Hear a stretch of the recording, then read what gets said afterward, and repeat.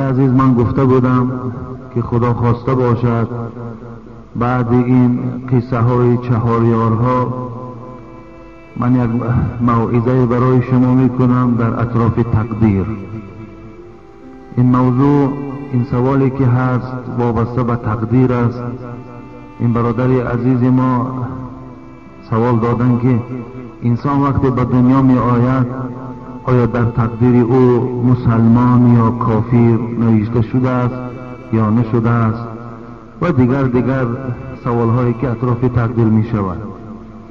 بله برادر عزیز و گرامی، در مقدرات هر یک شخص خداوند کتابت کرده است که او از دنیا مسلمان می گذرد یا غیر مسلمان. این در مقدرات ما و شما هست. چگونه ای که در 4 ماهگی حدیثی از پیغمبری خدا هست که اونجا رزق ما، عمل ما، مهلت حیات ما و بدبخت و نیکبخت شدن ما کتابت می شود. از این خاطر هر کدام ما اگرچند که خاتمه ما نمی دانیم، گفتی حضرت مولوی جنون رحمت و مغفرت چون کند، مسلمان بودن تو کی بکار است، مسلمان مردن اینجا اعتبار است. یعنی مسلمان مردن اعتباری دارد، مسلمان بودن در دنیا نی. ببینیم انسان ها از خاتمه شون بسیار می ترسیدند، بسیار از خاتمه می ترسیدند. خاتمه ما چگونه انجام می گرفته باشد. از خاتمه هیچ کدام ما و تو درک نداریم. نمیدانیم که ما و شما وقتی نزع جان، وقتی که رسول الله، وقتی که پیک رحمان حضرت عزرائیل به سراغ ما و شما می آید، آیا در حالت نزع جان ما چگونه جان تسلیم میکنیم؟ آیا شیطان ایمان ما را، ما ایمان ما را در شیطان میدهیم یا نمیدهیم؟ در عقیده میخوانیم که شیطان قدرت گرفتن ایمان ندارد مگر انسان خودش در دست شیطان میدهد. خدا پرده کند که خاتمه کار همه ما و شما بخیر شود. حتی رسول اکرم انما الاعمال بخواتمها میگوید همه وقت عمل اعتباری خاتمه را دارد. مولوی هم در اساس همین گفتند مسلمان بودن تو کی بکار است، مسلمان مردن اینجا اعتبار است. عزیزانی که از گریه نیاسود همه اندوه و خوف خاتمه بود.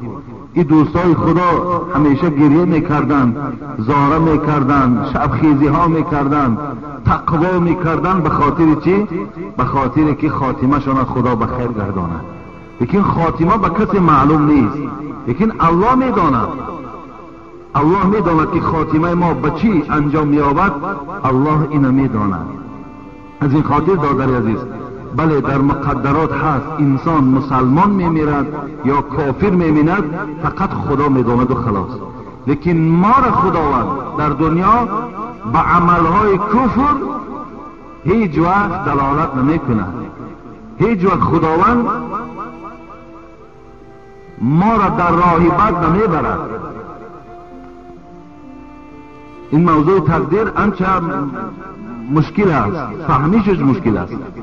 حتی رسول اکرم صلی الله علیه و سلم وقتی که صحابه ها اطراف تقدیر بحث و مناظره میکردند، حبیب خدا اونها را منع میساخت که شما در اطراف تقدیر بحث و مناظره نکنید، زیرا که عقل شما موضوع تقدیر قبول ندارد.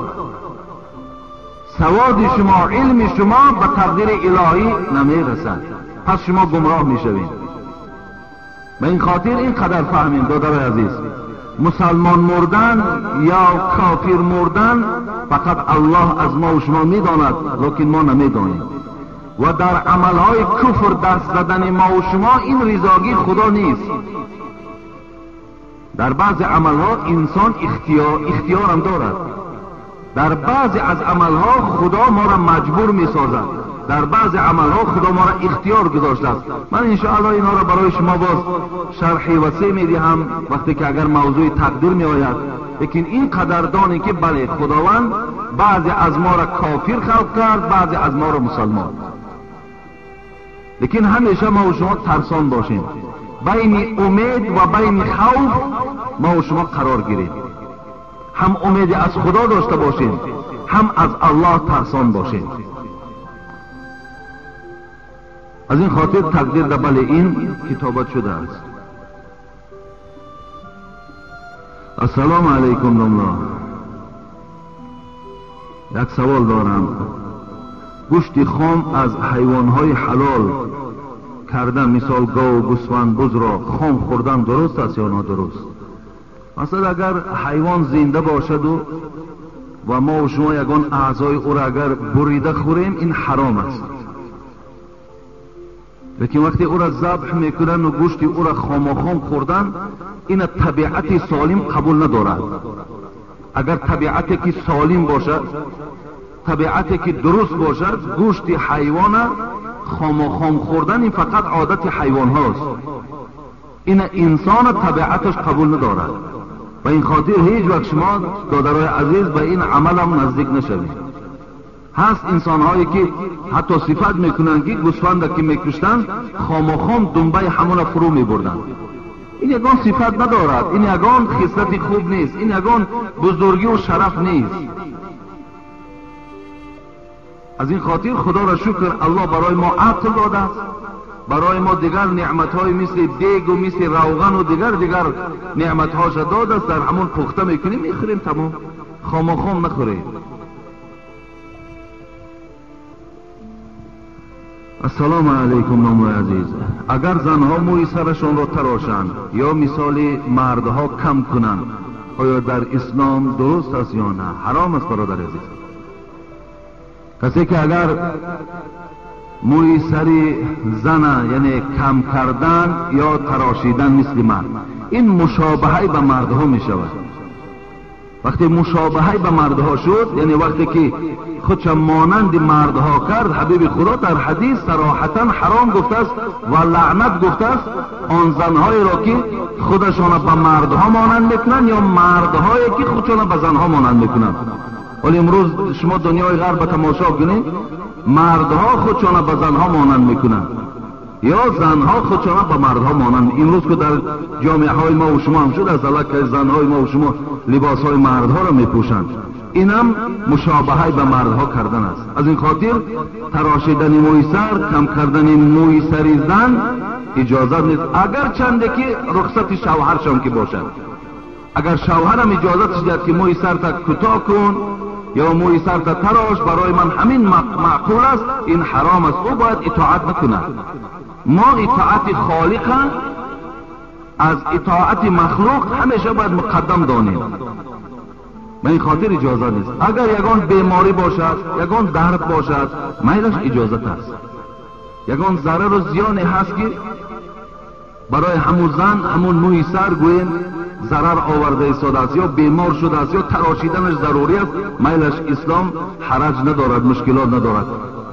چی مقدارش در کار است گرفتن گیرد، لیکن به ضرورت اجازت نیست.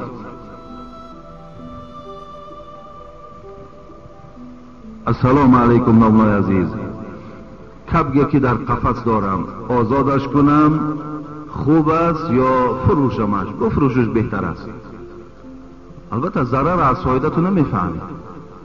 فروشش 4 سو می شود، باز در جانت استفادهش بر، یا ذبحش کش، مثال بکشش، گویم همین اصطلاح امروزتی، بخور در جان شیرینت، اینش هم فایده جانت است. یا میخریش یا بفروش، پولش استفاده بر. کشادش هم که کنی اختیار داری، او در اختیار آدم است، آدم در اختیار او نیست.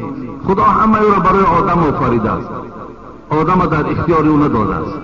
با این خاطر دادر عزیز اون کب در اختیار تو است، ذبحش میکنی، کشادش میکنی، میخریش، همش کاری تو.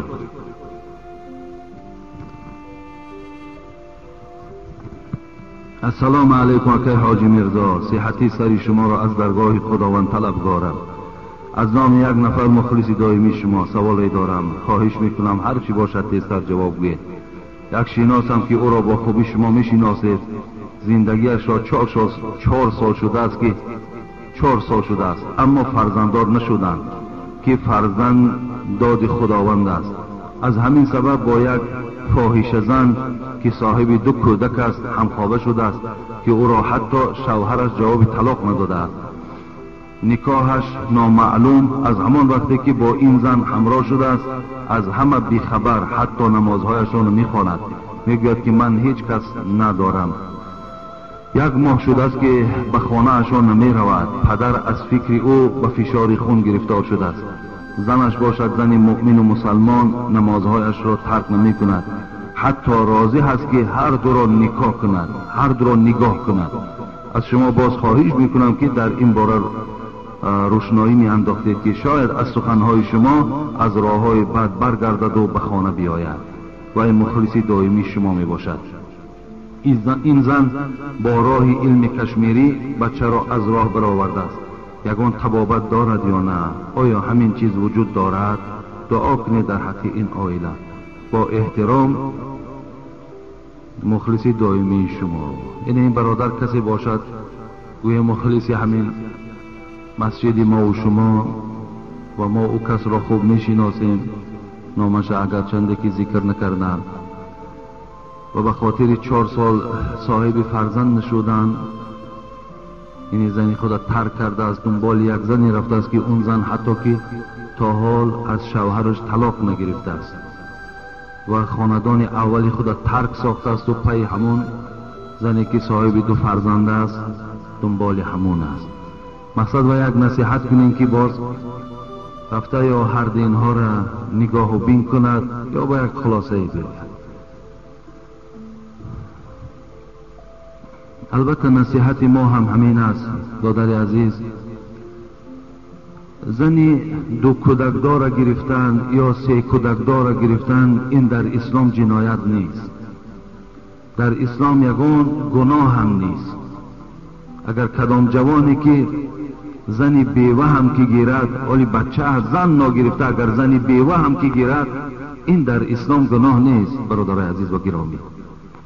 لیکن فقط زن گرفتن با طریقی از روی دستورات شرعی باشد، یعنی مادامی که وی اگر شوهرش طلاق نداده باشد وی در نکاح او هست و همخوابه شدن این مرد با این یا نکاح کردن این گونه زن این نکاح نیست و همخوابگیش زنا هست. به این خاطر برادر عزیز اگر آدم نمازخوان باشه کاری کن که عبادت‌ها بیهوده نرود.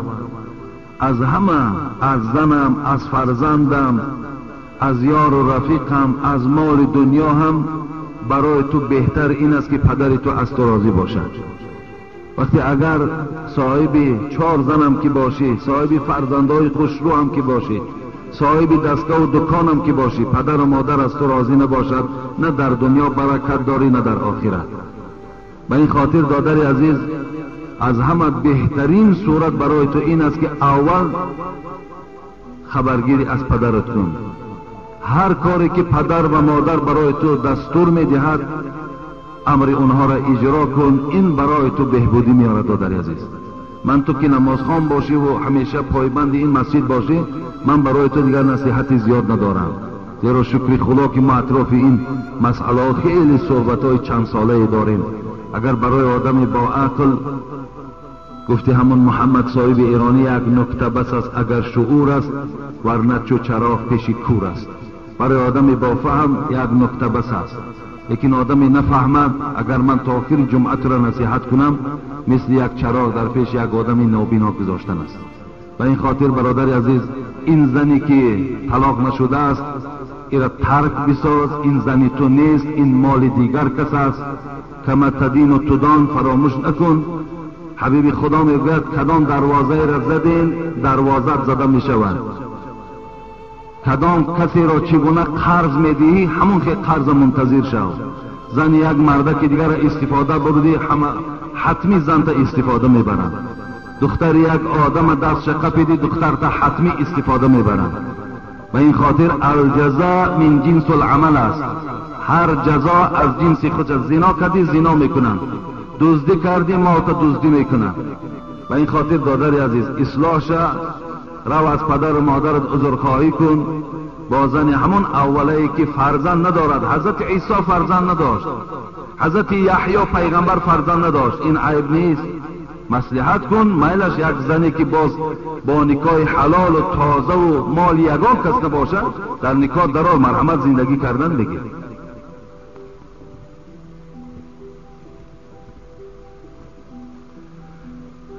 السلام علیکم داملای محترم. من یک مسلمان دختری معلومات دار می باشم که مرا با سبب سطر داشتنم در یگان مؤسسه دولتی انقدرش مکتب اجازت کار کردن نمی دهند. می دانم که دعوای بسیار فایده ندارد. پدر و مادر و اطرافیان به من برای این عملم پیوسته طعنه و ملامت می زنند. می خواهند که بی سطر به تعلیمگاه روم، لیکن من این را قبول ندارم، چون که برای من اطاعت خالق بی همتا از اطاعت مخلوقش بالاتر است. در خانه نشستن هم برایم دشوار است، زیرا که من علم عالی دارم.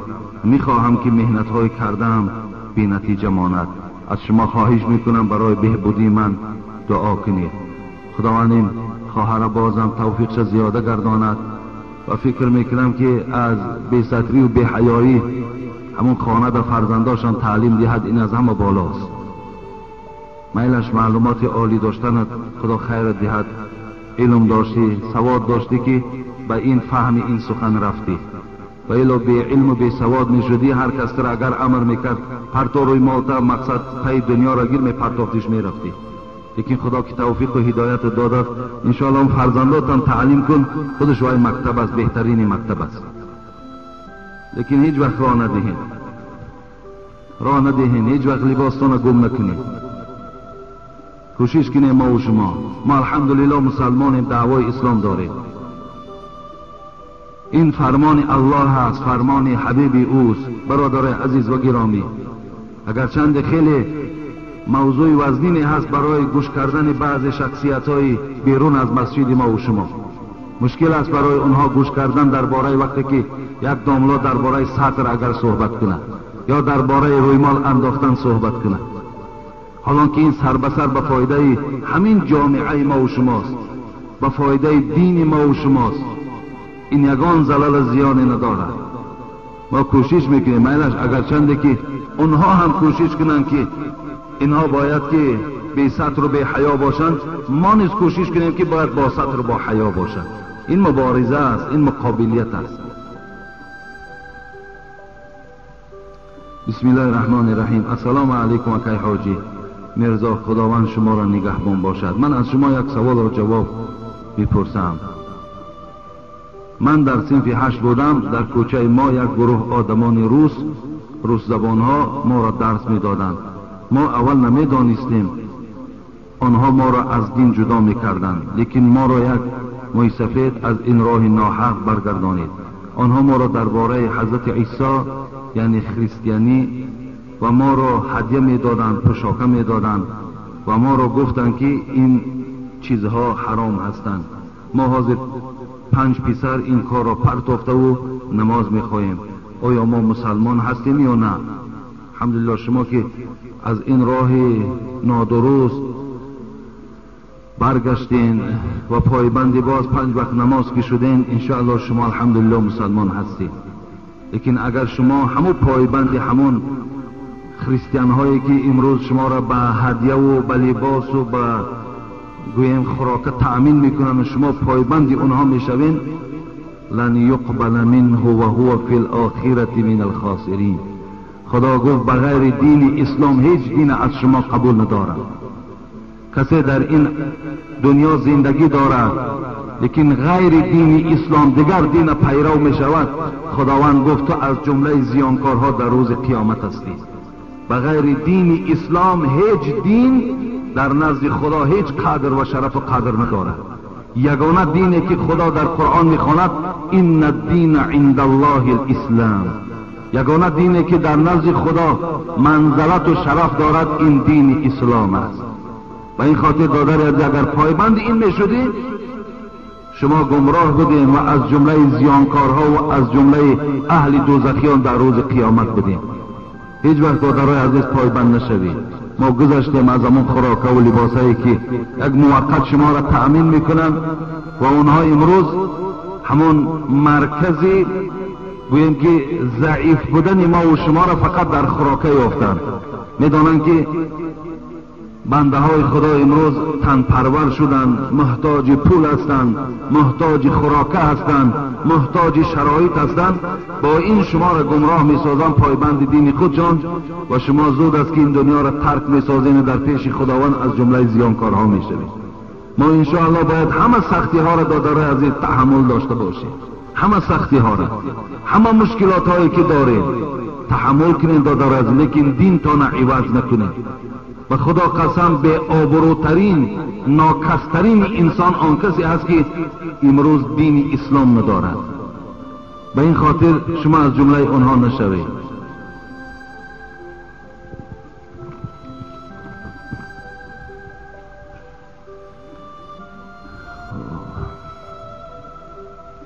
یک سوال از دهه توگرک آمده بوده است، 500 خواجگی که گفته از ما هیچ داملای نداریم که این سوال ها را جواب گویند، از شما می خواهیم. یکم گوسفندی که گوشش بریدگی باشد قربانی می شود یا نمی شود؟ اگر گوش گوسفند کلن بریدگی باشد نمی شود. از 3 حصهش باشد 2 حصهش هم نباشد نمی شود. 2 حصهش باشد 1 حصهش نباشد می شود.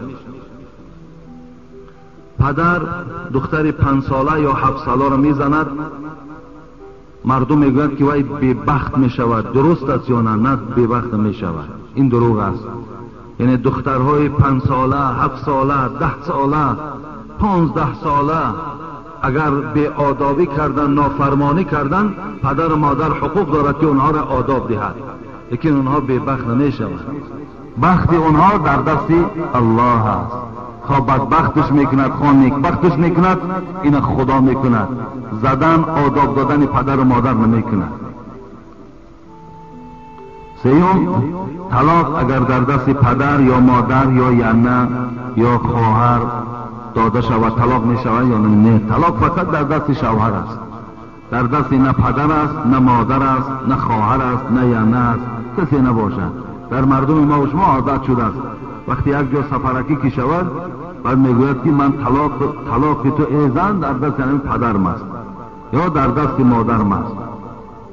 مثلا یک همیخل همچون گویا که این یک احترام پدر و مادر باشد، لیکن هیچ وقت نه پدر نه مادر هیچ کس بغیر شوهر زن طلاق دادن نمیتواند.